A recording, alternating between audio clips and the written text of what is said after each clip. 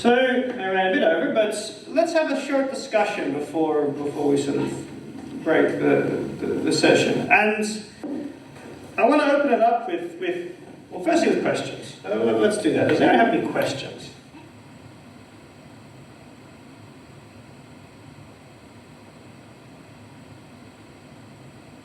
Because the way they were being priced gave a bigger number. The pricing mechanism that was being used gave a number that was bigger than the number. So you can price a mortgage. You roughly know how much the person earns and where it is and what the interest rate is and there and everything. Okay, so you know what a mortgage is worth. So you can sum those, you know what a mortgage is worth. You can price a tranche. And you price the tranche using a particular pricing method. The point is that the way that the tranches were priced turns out to be artificial. The mathematicians who wrote these equations that give you the value, they were putting parameters in there that created a higher value. So V2 is constructed to be bigger than V1. Your question is the wrong way round, because, I'm a free citizen of a free state. I can put whatever the hell I want into an equation, and I can make V2 the factorial of V1. Everyone's going to say, you're smoking Lebanese bread, and Young Peers, shut up. Okay? Whereas the mathematicians who did this did it in a sufficiently obscure way, and the difference was sufficiently small that it was worth doing this. And everyone agreed on it. That was the thing. Everyone agreed. Because I price it and go, I reckon this is worth $20. And you do the same pricing and go, yeah, I reckon this is worth $20. And so you sell it to me. When you can agree on a price, then you can trade stuff. But the price you agree on can move away from whatever the real world is giving you. We can all agree that poppies, was it poppies, the great crash of tulips? You can all agree that tulip buds are worth $400 each. But what do tulip buds give you? A tulip once a year. It's not much of a return. At some point you can actually, maybe it's not worth $400. So you can agree on the price. But at some point, if that moves too far from what the real world is giving you, then at some point you'll realize and say, no, this is a stupid price. But the movements up are small. Yeah, this is worth a little bit more than some of the mortgages. Okay. And then you find that you're out by $625 billion. And when it comes crashing out, it comes crashing out hard. More questions?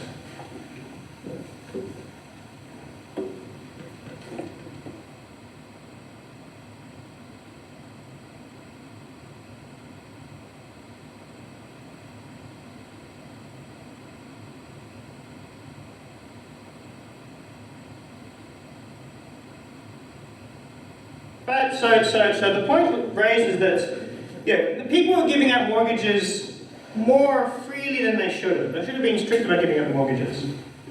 And Rudolph said that it's actually it was bad practice of the mortgage issuers, not the mathematics itself.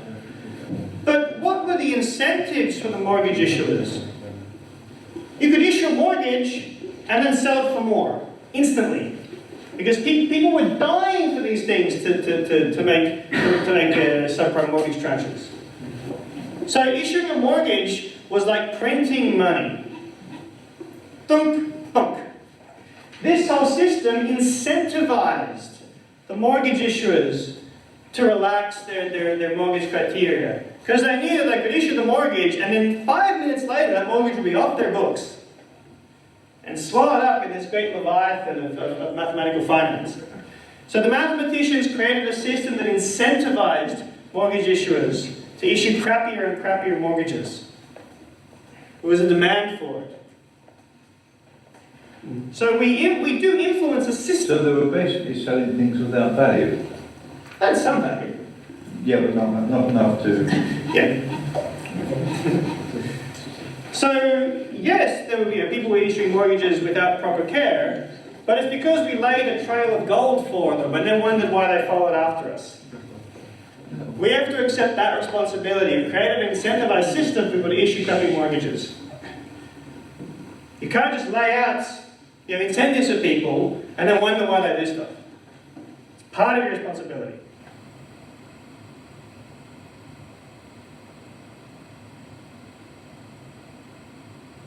These things are still around in some form, but they're not around for such high-risk base assets. And people are also more careful about them.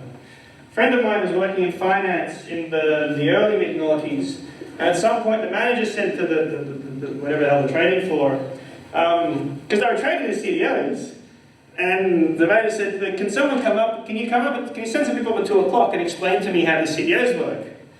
So at 11 o'clock, everyone's like going through like, welcome to CDOs 101 PDF, trying to figure out what the hell these things actually were. The bankers who were trading them had no idea what they actually were. So when someone said, explain this to me, they're like, well, they're these things that we buy and then we sell them later for some more money. Which is not a really good explanation. Like, this is an inside story from what was happening. These things are just money spinners. Step 1, buy CDOs. Step 1, buy mortgages. Step 2, make CDOs. Step 3, sell CDOs. You're now richer. Buy CDOs, make CDOs and CDOs. Sell them, you're now richer. There's nothing stopping you making your own CDOs. And you could apply the pricing formula fairly easily without having a clue what's going on. Hence, when the manager said, what actually are these? Everyone's like, well, we don't know. We have a formula to price them. It's in a spreadsheet. Does that help? Would this somewhat extreme analogy illustrate, as it were, the essence of what's going on? Say, I have a friend, I go around and visit my friend, she takes a photograph of me, and then by some magical mysticism, I persuade her that that portrait is worth millions of pounds, like Leonardo da Vinci. And then she can go to someone else because she wants to borrow a lot of money and says, I've got this portrait which is worth 2 million pounds. Can you lend me $500,000? You need to, someone else has to be able to independently value it. Well, exactly. Some collective Well, that's people right, have but I mean, this can go on for a bit until somebody from Sotheby's comes round and looks at it and says, what? What? There's a difference between a bubble, which is what Ted is talking about, and this, which is based on risk. A mortgage is a risk analysis. That's all a mortgage is the bank is taking a bet on you repaying a certain amount at a certain rate for a certain profit. They're bets. But this is a completely different thing from what Ted is talking about, which is also fantasy value.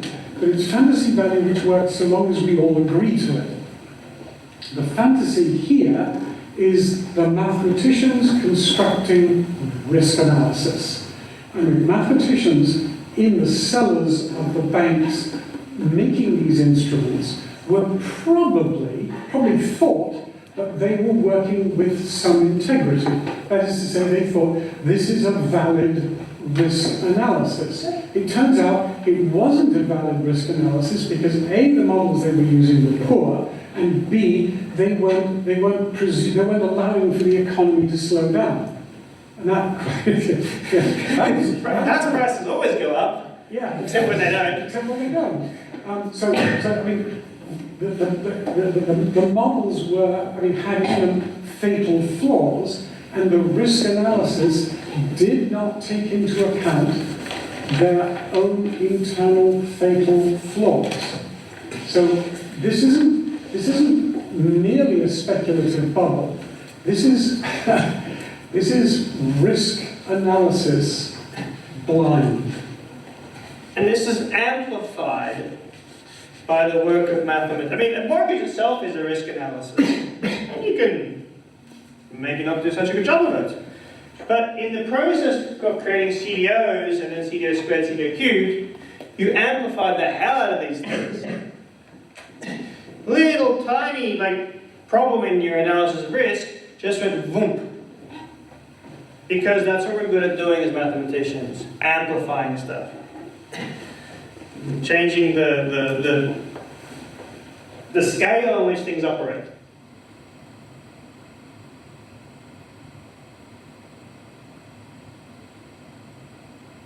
What was it, sir? It's usually the order of 3%, sometimes 1.5%. When you're dealing with trillions of dollars of transactions, that's enough to buy you a few chocolate bars. And remember, you know, you take this, you buy this blob, or whatever the hell it costs. I mean, these are mortgages. Mortgages are big. So you buy this blob for however many millions, billions, depending on the size of it. Then you do some math, and by that I mean you reverse engineer the pricing system to decide literally where to draw your lines. You pay some lawyers some unnecessary money to actually make a legal entity out of this. That's fairly straightforward. So the mathematicians just draw some lines, and then you increase the value by 1.5%, 3%. How much work have you done? How much work do you think this takes? It's not a lot. How much value have you generated? Let's say it's 2%. Let's say it's 1% of $1 billion pot. You've now made 1% in about a week. How many weeks after a year? Thousands and thousands of weeks. If you're turning out, if you're generating 1% profit per week on your $1 billion, you're printing money.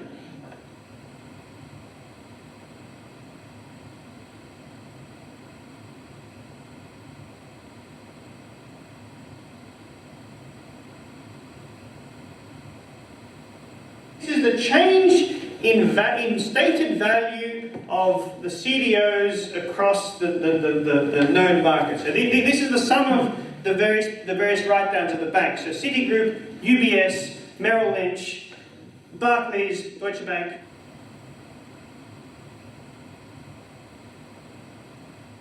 Yes. Yes, that's the point. But people were still paying. Pension funds were buying these things.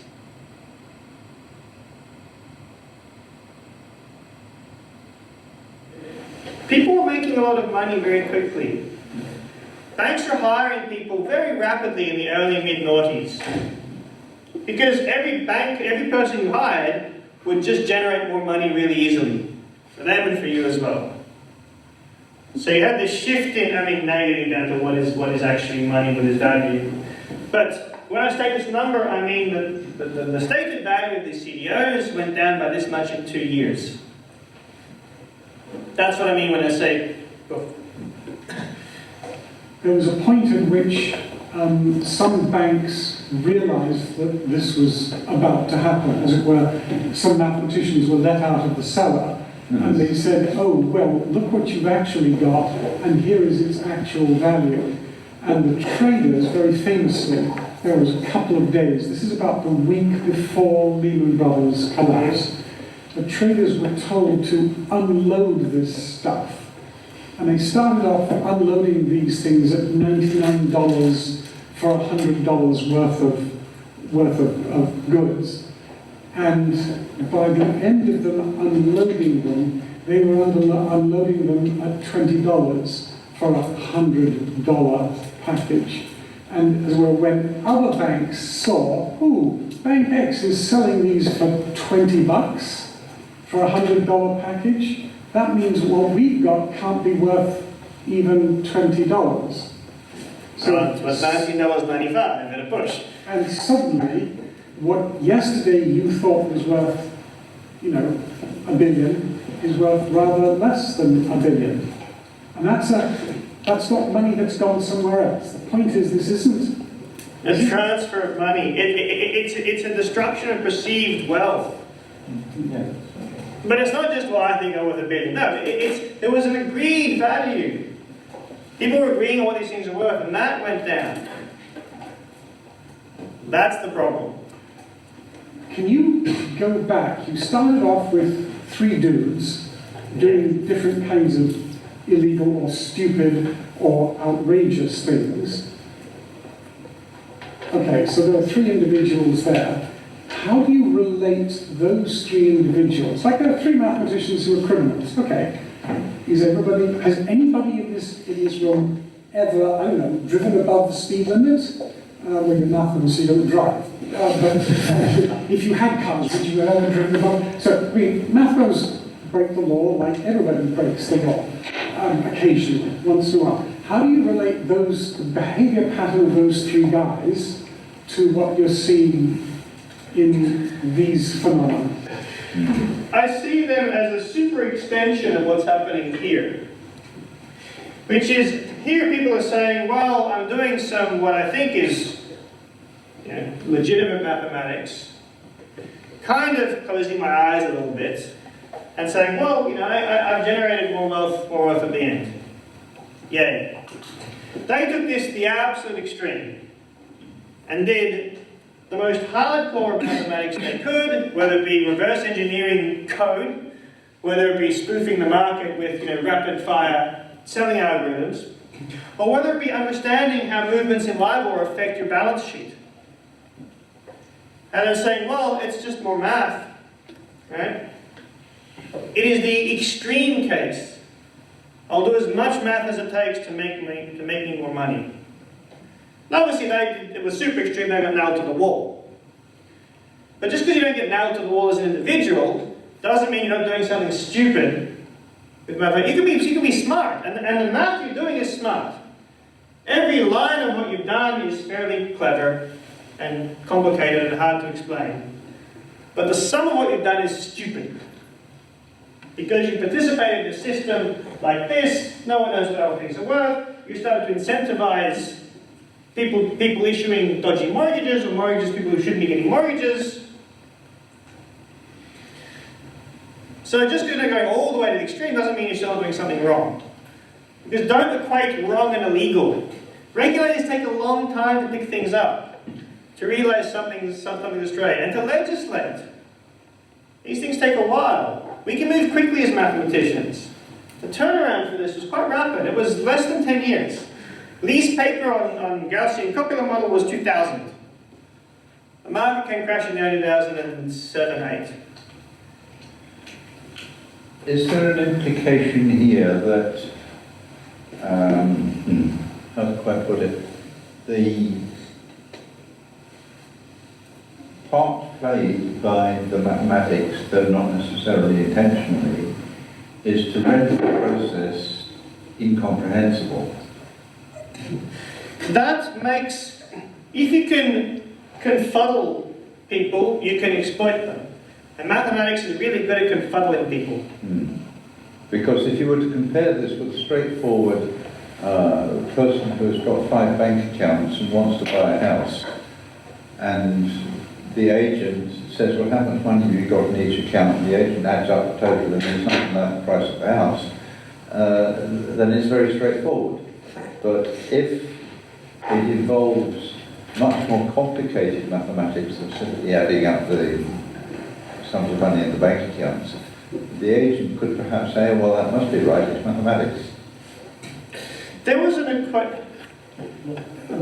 Ted is 100% correct. If you open up a textbook on the mathematics of derivatives, I did this once. I'm sorry. For you. Well, Goldman Sachs was offering me a lot of money at that point. And you start to turn the pages and you read it, it's, maths. And we all know maths is true and correct. And you follow the reasoning, and there are a whole bunch of derivatives, and there are differential equations, and there's an integral, and you look at it and think, well, I don't know if that's exactly the answer, but if I worked long enough, I'm sure I could show that that was the right answer. And it is all the apparatus of mathematics. Nowhere in the textbook does it say, check these assumptions. Check that this model fits this aspect of reality, because what you're doing is, what's the expression in theatre where it's all fooling with smoke and mirrors? Smoke and mirrors, thank you. It's all smoke and mirrors because I produce this wonderful piece of mathematics, which obviously is true, because it's maths, 2 and 2 makes 4 people, and particularly your banker, who's got a degree in English literature or history, and has trouble adding, let alone long division, is going to see this maths, and the maths has authority.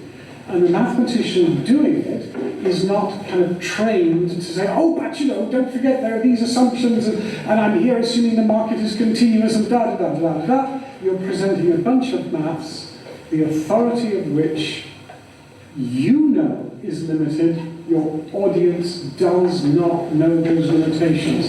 And boy, are we good at those smoke and mirrors. This brings me back to my original statement in the lecture, which is answer every question I ask with another question.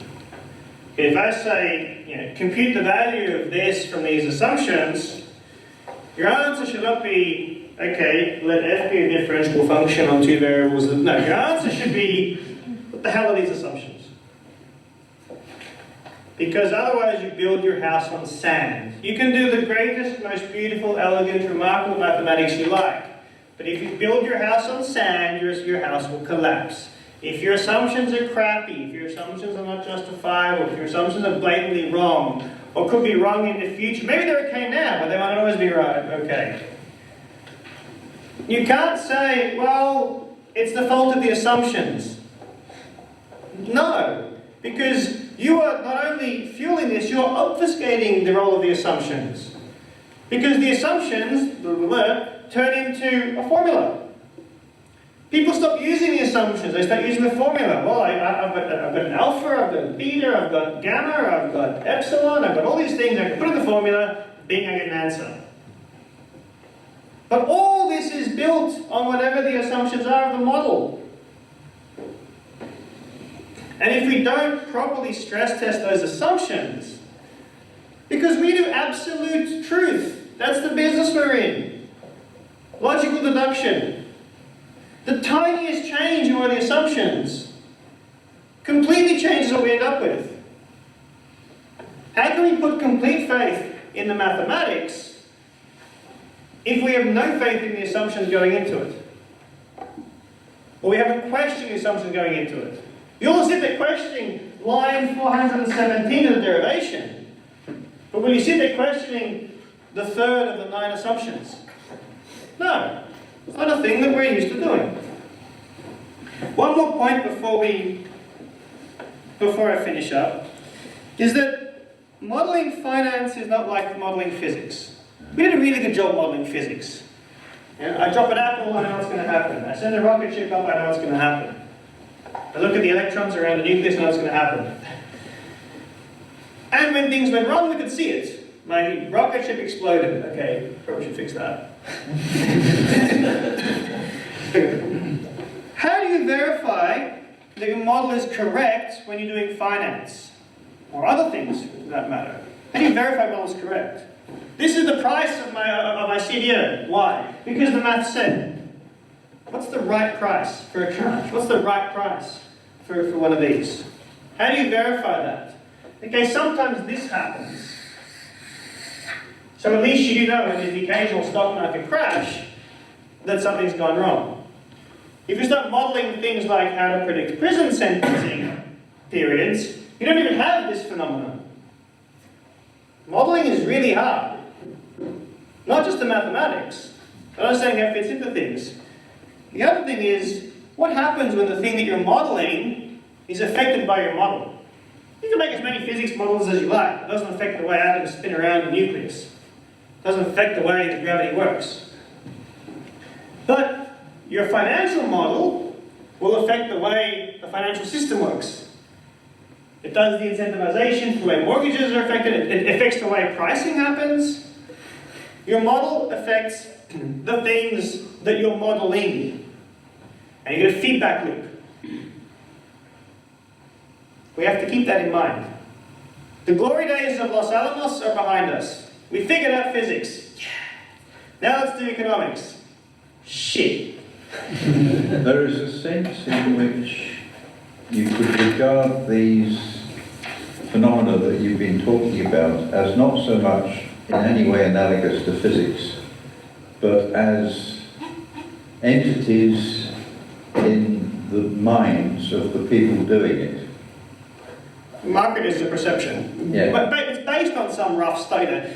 The farm gives you milk and eggs or whatever, but a market-based perception.